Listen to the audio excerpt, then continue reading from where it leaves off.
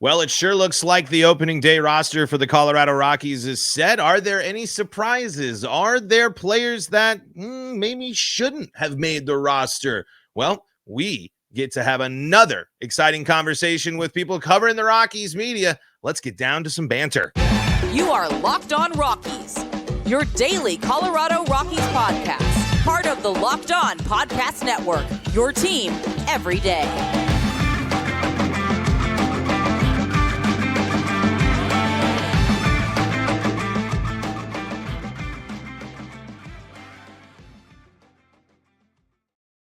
Rock on Rockies fans, welcome into the Locked On Rockies podcast for today, the 27th day of March in the year 2024. I am your host of the Locked On Rockies podcast. I haven't bribed Aaron McBride to join the Locked On Rockies podcast yet, but he joins us as our continuing conversations with Rockies media members. I realized in the opening, Aaron, I said that you covered Rockies media. That would be interesting instead of covering the actual Rockies. That would be it might be a new twist on things. Yeah, maybe that's a thing to have. That'd be even more of a interesting beat. But Aaron McBride joins us today. We're going to dive into the roster for the Rockies and basically wind down spring training. It's done. It's over. The real deal is here. So we're going to talk about that and more on today's episode. Just want to thank you for making us your first listen of the day. Remind you that Locked On Rockies is free and streaming on your favorite streaming services. And we are on the Locked On Rockies YouTube channel where you can be part of the show by firing off your Rockies hot takes. Letting me know what's on your mind and your subscription. Easiest way to help the show grow.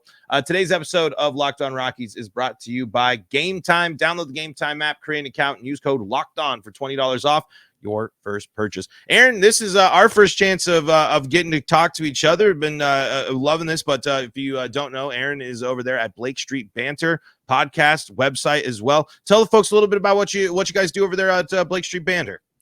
Yeah. We like to have fun, but I think what we bring to the Rockies circle, so to speak, is a lot of the prospect stuff. We dive into it. Me and Tyler have a lot of fun doing it. We have Noah and Lewis, and we got a whole squad with Mac and Luke and Isaac on the writing piece. But I think we do a very good job covering the prospects and giving their stories. One thing we love to do is the banter session, so to speak. So if you haven't found your favorite prospect yet, make your way to our shameless plug, YouTube, Blake Street Banter, any of the podcasts. And we've had about 40 or so prospect conversations. We call them banter sessions, where they get to tell their stories, and we absolutely love Duke and Darnell because of that. So you should too.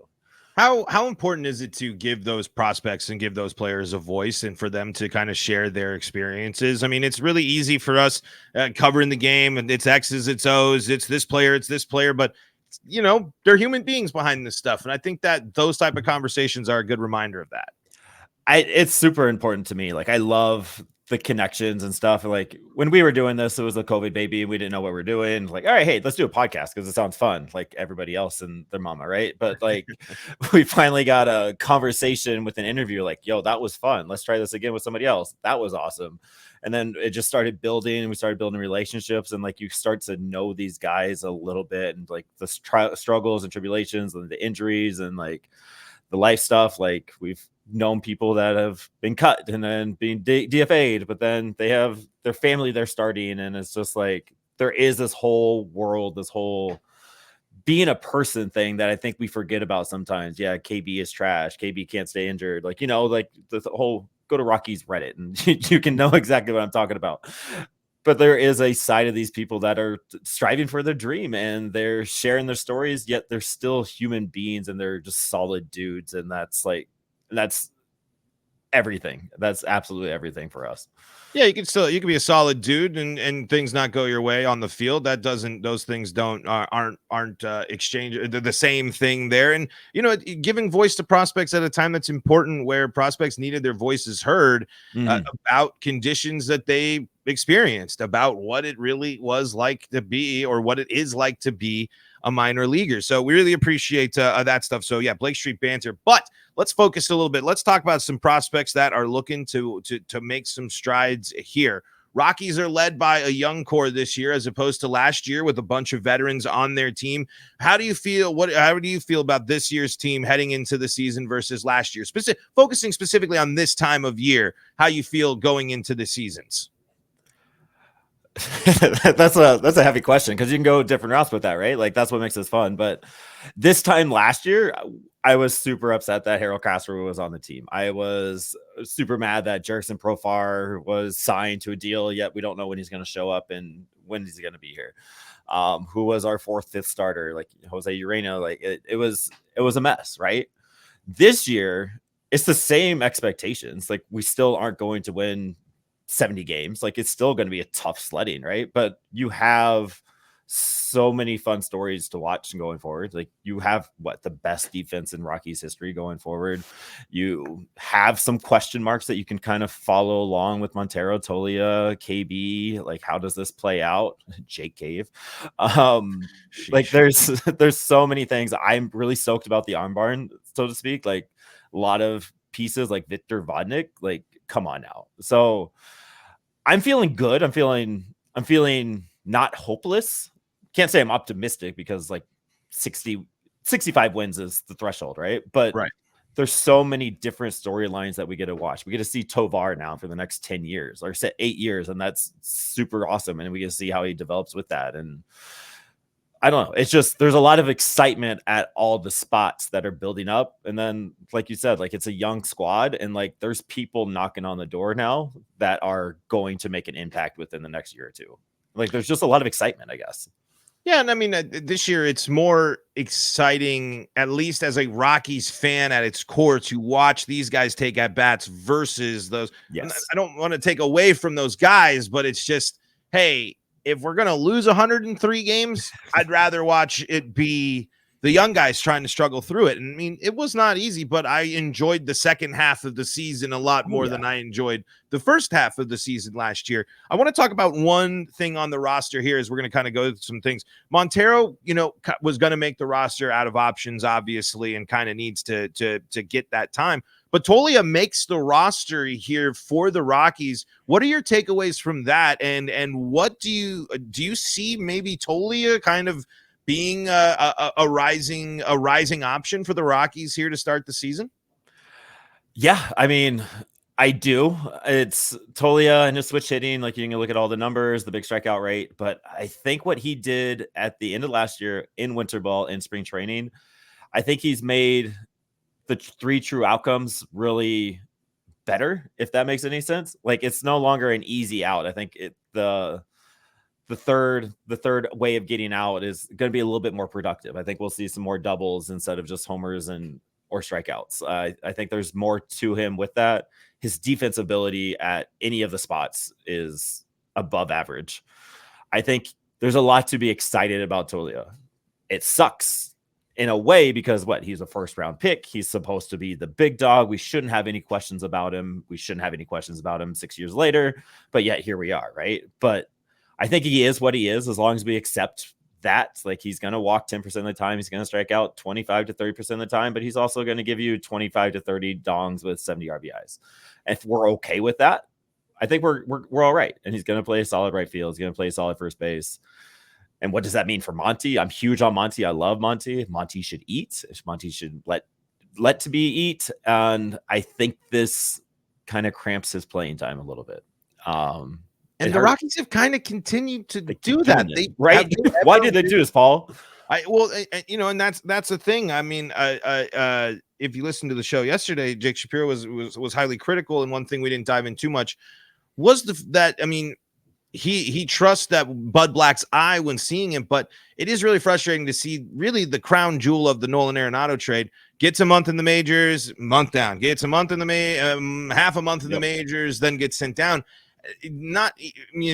Tovar was just like, hey, you're shortstop, buddy. Like, you're there. Like, if you're not hurt, you're staying. And I know third base didn't go well for Montero last year, and the Rockies had some options to play second base. But with KB's injury history and with all the opportunity that was there, I feel like the Rockies could have pivoted earlier and realistically should have moved on from CJ Cron a season prior at his highest of high trade values, but again, all in the past there.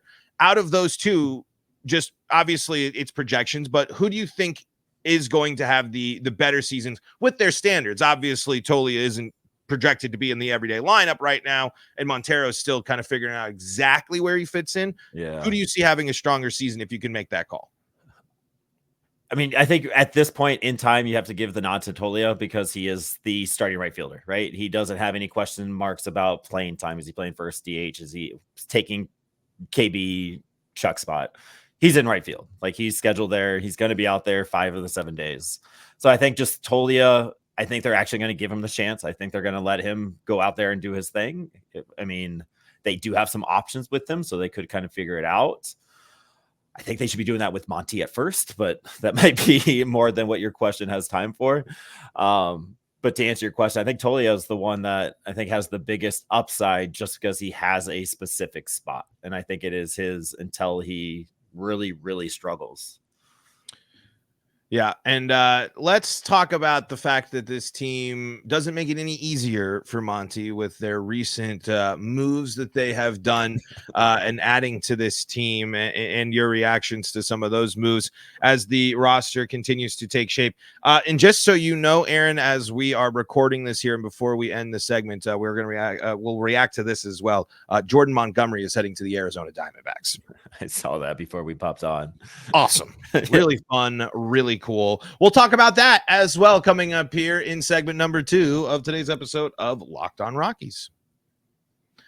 Before we get to that, though, got to tell you about some of the folks that help makes this show possible, and that includes PrizePicks. PrizePicks is the largest daily fantasy sports platform in North America. They are the easiest and most exciting way to play daily fantasy sports. It's just you against the numbers instead of battling thousands of other players, including pros and sharks, when you pick more or less on 2 to 6 player stat projections and watch the winnings roll in. If you want to pick the Nuggets, it can be Jamal Murray 3-pointers. It can be Nikola Jokic points. It could be Nikola Jokic rebounds. I mean, there's plenty for you to choose from. It's just picking more than or less than, and you can watch the winnings roll in. PrizePicks even offers injury insurance so that your entries stay in play. Even if one of your players gets injured, you can see all the action for yourself on the PrizePicks app. And when you download the app today and use code LOCKEDONMLB, that's code LOCKEDONMLB, all lowercase, you'll get a first deposit match up to $100. That is the PrizePicks app with the code LOCKEDONMLB for a first deposit match up to $100.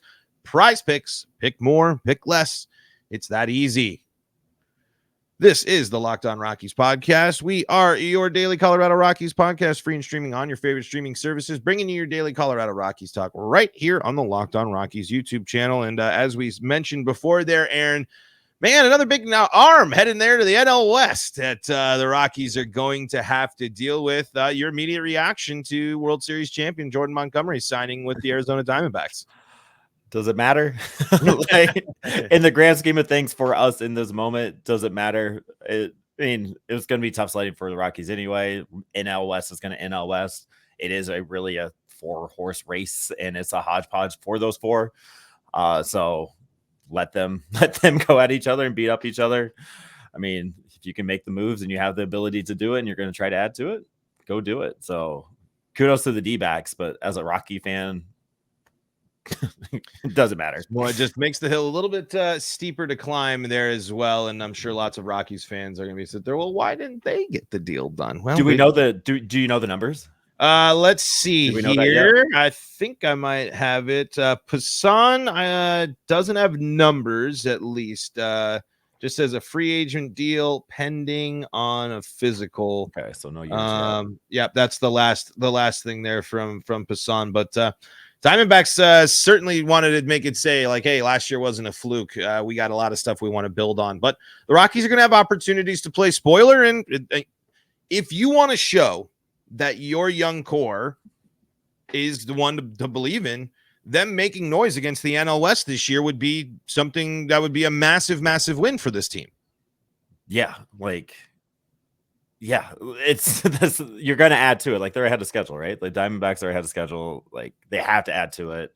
You got to buy in. You got to go with it. So yeah, I think they needed to make this move because they weren't going to repeat what they did last year being the same team. They overextended themselves, so to speak, I think.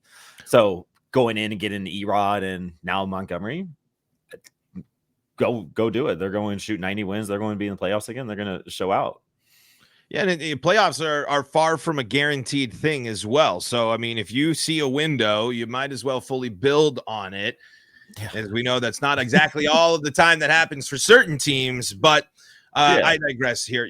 What arms are you excited by for the Rockies this year? The bullpen, I think, is going to be something the Rockies fans have a lot of questions of, a lot of turnover there, a lot of new faces, not to mention the 2 new arms in the Rockies rotation there. What are your expectations for Rockies pitching this year? And can you instill some confidence there for fans in the bullpen? I really like Justin Lawrence and Tyler Kinley. You can't really go wrong with one of them closing the door in the 8th or 9th inning. Both of them kind of understand their role a little bit and know what to do at a certain point. Like, they are the grizzled vets, so to speak. What Jake Bird last year should not be taken for granted. I think that is what he is. And his first real full season going 100 as the 27th guy on the roster. Like, he wasn't even on the opening day roster last year. Like, he was there because somebody got hurt. So I think he brings a lot to the table. Then it kind of drops off, right? You don't know what Nick Mears is a question mark up and down. Jalen Beeks coming off. He's a Tampa Bay guy. So there's a lot to be excited about with that, but how does that play out at altitude? You have those questions. Really intrigued by the Anthony Molina piece. The Rule 5, he had to make it. Otherwise, he was DFA'd going back to it. So where does he fit in? Didn't make a lot of sense when they signed him, but if you're going to go for it and you're going to try this whole youth movement that you're forced to do, why not go with it?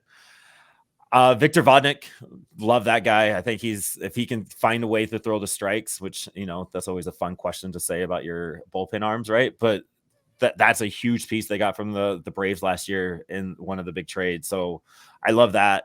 I think he's going to be a lock. He's going to be there all season. And then Peter Lambert, long relief, kind of sucks for him because I was hoping he would be that 5th guy. I don't know how much I trust Dakota Hudson, but there's just so many good pieces that Buddy can pick and choose. And looking at the next up and coming, there's no way Gavin Hollowell, Evan Justice are sitting down in Albuquerque much longer. And especially with the one left-handed arm in the bullpen, right? Like Evan Justice, who went from high A to major league last year, he is everything.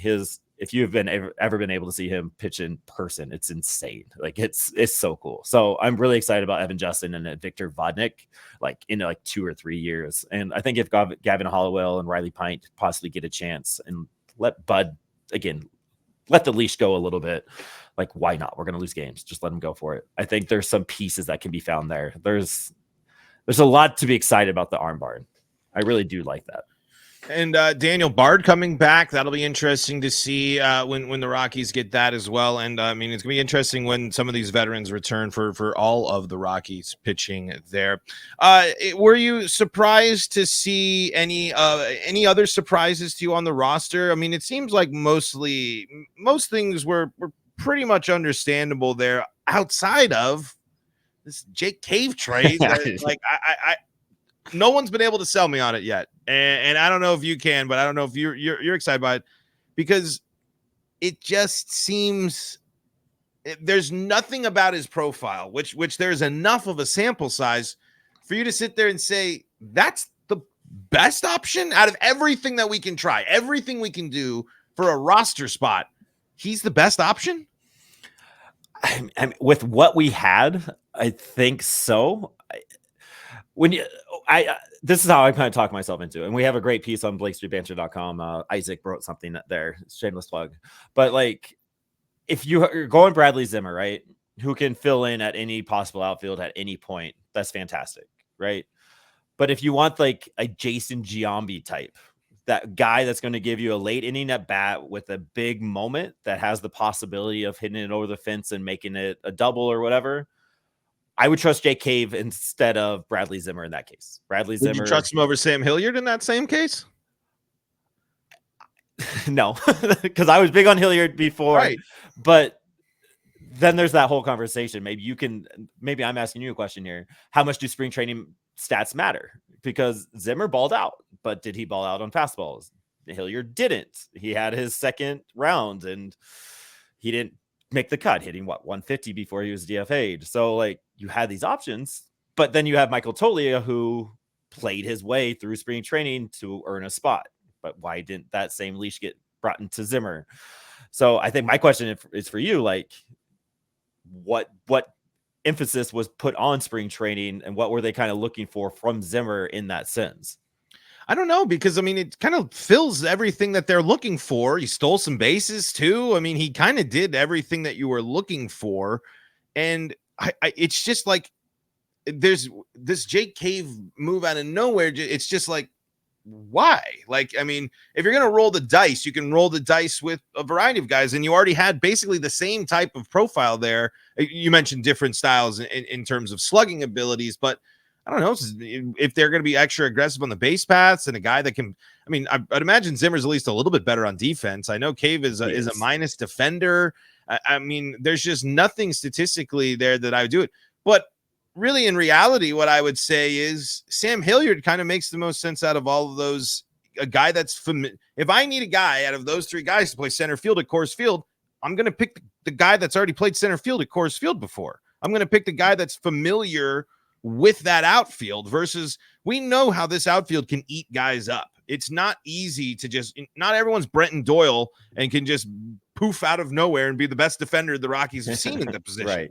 I mean, especially in the outfield. Chris Bryant has now moved twice and now into the infield because the outfield was too tough.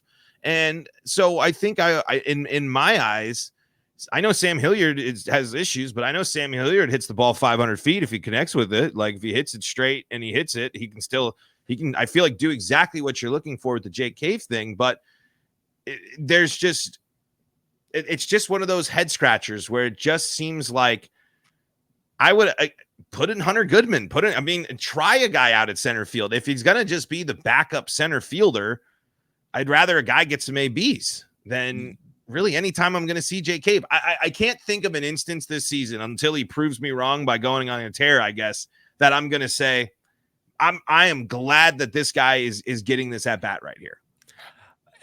I agree 100%. Bad podcasting here, but like, I completely 100% agree. Like Hilliard should be that guy, and Jake Cave, he crushes righties, struggles against lefties, has a little extra pop. That might be what Bud wanted on the bench. I don't know.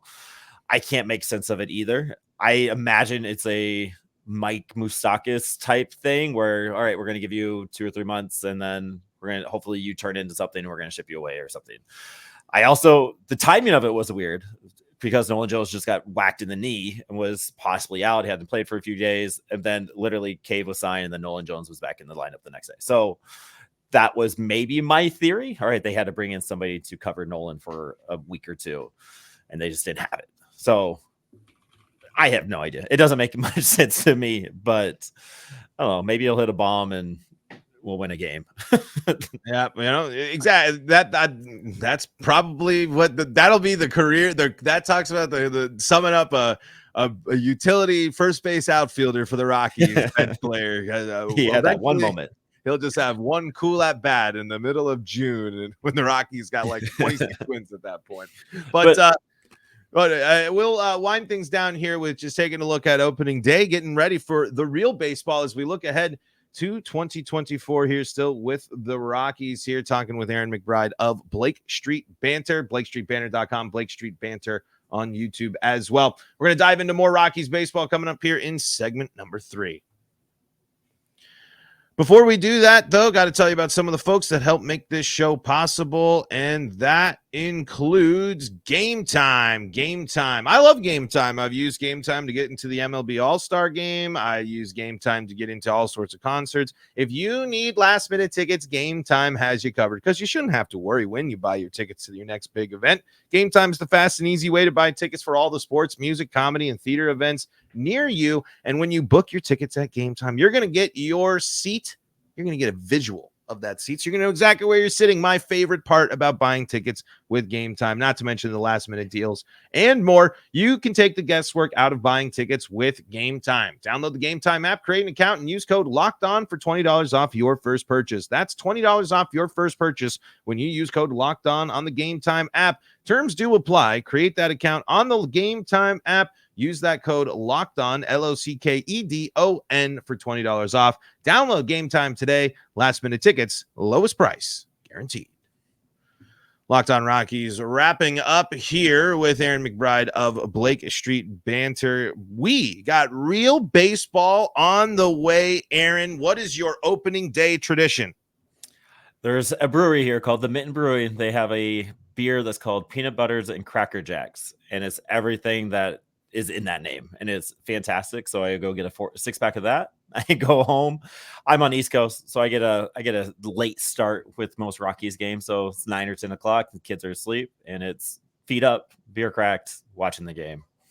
Yeah, it's gonna be a late one for you here. I believe it's a 6:40 Mountain Time start, something like that. Yeah, I think it's a 7:10. 7:10. Yeah. So 10 o'clock start, but I don't have school. I don't have work the next day. I'm good. So there you go. Crack open. Yeah. Oh, you win when you go to the World Series and you get a primetime slot on opening day. I guess. Yeah. But opening day right here, Rockies opening with a 4-game set against the Diamondbacks. They then play the Cubs before opening the season against the Tampa Bay Rays, which talk about weird. I mean, opening the season against the Rays, but that is a three-piece of talent right there. What are your expectations for the Rockies heading into this part of the season? We'll look big picture and go for the big 2024 overlook, but how do you think the Rockies get out the gate here with potentially 3 playoff teams off the rip? What, 15-0, right? Like, have high expectations and hope for the best. It's going to be a struggle, right? The Cubs are a little sketchy, right? I don't know. They're playoff bound, but what do they really have at their 3, 4, 5 starters? It's kind of a question. Rays are going to raise. Who knows what they're going to bring? I mean, I think what I just want out of the season, it's not really wins because, I mean, again, we know we're not making the playoffs, right? It's what progress is everybody making. Like, what are we getting from Feltner? I think he's a big piece in the starting rotation. What are we getting from Kinley, Lawrence, Victor Vodnik, these young cats in the barn? How much does Doyle progress going forward? I have a hot take where he's going to go 2020 this year. Is he going to be able to cut down those strikeouts and do that thing? Because if he can just be almost league average, he's a 5-WAR player. So, like, what is he doing? It's really, for me, expectations win-wise, I hope we get 5 out of 15, right? That's great. But, like, it's who's growing, who's progressing, and what is Buddy doing to allow some of that struggles to happen? Can he go Tovar with everybody across the board and not do the Monty yo-yo again? So I think for me, my expectation is what growth is each player making and what did they work out the end of last year that is going to translate in 2024, and how do we get better for 25 and 26? I think it's a good point there. Feltner is kind of an under the radar, really important Rocky. I mean, just someone that flashes, been, familiar with the organization. Buddy's been able to work with them a bit, but when you deal with one of the most freak injuries in the entire game, that changes things. But I think it's a good confidence booster that he makes the rotation and that he's there. But it is going to be interesting to see how this navigates. I mean, it would feel really good to get out the gate strong, because when you look forward to the schedule, it doesn't get any easier. You get the Diamondbacks roll into town, then you play the Blue Jays, then you play the Phillies, the Mariners, the Padres, the Astros, the Marlins. You're playing. You don't match up with a non-playoff team for the Rockies until May 3rd, and I mean, the test is here. This is, I mean, you can put all the disclaimers of early season baseball in March and April on it as much as you want. But for the Rockies' young guys and for Chris Bryant and Ryan McMahon, I think 2 guys that I think really want to make an impact. Brendan Rodgers, I would say, right in there as well. Yeah. Those 3 guys hungry to, I would imagine, hungry to make their big splash for their team. I mean, no better test than a successful start to the season. Right. And like, how do we how does that grow and how do we make that all mesh together? Because losing's hard. Like you can see it tear apart locker rooms all the time, and Rockies are kind of used to it, so it's kind of with the territory. But how do the big dogs kind of handle that, and how do they help the young cats come along with it? And I mean, we always hear about great locker room guys with the Rockies, and everybody gets along, and that's one thing that you trust. Like you saw Monty and Nolan Jones smiling in September together and just like being best friends, yet they're still losing games by a million. So how can that camaraderie, how can that clubhouse vibe, that strength that is the Rockies, I think that is one of their strengths they have, can that turn into an extra 5 or 10 wins throughout the season, as opposed to the dog days of summer kicking their butts? And not only that, but make consistently put together games. I mean, I think a storyline I bring up a lot on the show is something that I remember vividly about last season, is that stretch where the Rockies were going up against playoff teams in the second half of the season.